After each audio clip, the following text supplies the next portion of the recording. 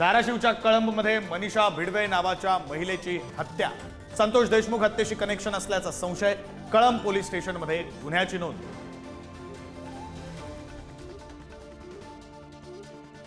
Santosh Deshmukh हत्याकांडाचा mastermind Valmik Karad आणि सुदर्शन गुलेला जेलमध्ये मारहाण। महादेव गीते आणि अक्षय आठवलेकडून मारहाण। जुन्या गँगवॉरमधून मारहाण झाल्याचा संशय।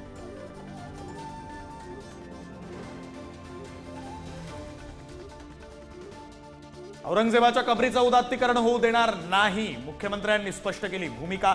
औरंग्याला गाडल्याची जागा मुलांना दाखवा, राज ठाकरेंनी केली होती मागणी। नरेंद्र मोदी यांचा वारसदार महाराष्ट्रातून असेल आणि तो संघ निवडेल, संजय राऊतांचं वक्तव्य।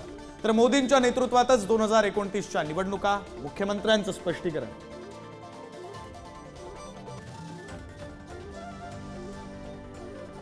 मुंबईच्या मालाडमधील पठाणवाडीत गुढीपाडव्याच्या दिवशी 2 गटात राडा।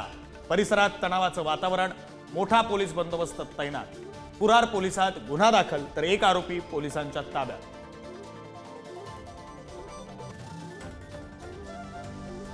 राज्यातील 8 जिल्हा बँकांकडे 101 कोटींच्या जुन्या नोटा पडून। नोटा मनी लॉन्ड्रिंग मधल्या असल्याचा रिझर्व्ह बँकेला संशय। कोल्हापूर जिल्हा बँकेकडे सर्वाधिक 25 कोटींच्या नोटा। सुवर्णनगरी जळगावच्या इतिहासात सर्वाधिक सोन्याच्या दराची नोंद।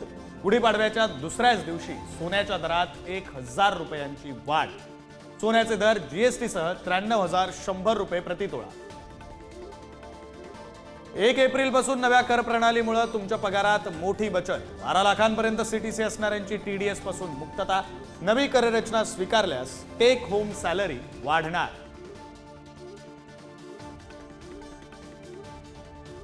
बीड आणि वाशिम जिल्ह्याला अवकाळी पावसानं झोडपलं। अवकाळी पावसामुळे आंबा पिकांचं नुकसान होण्याची शक्यता, तर उकाड्यानं त्रस्त नागरिकांना काहीसा दिलासा।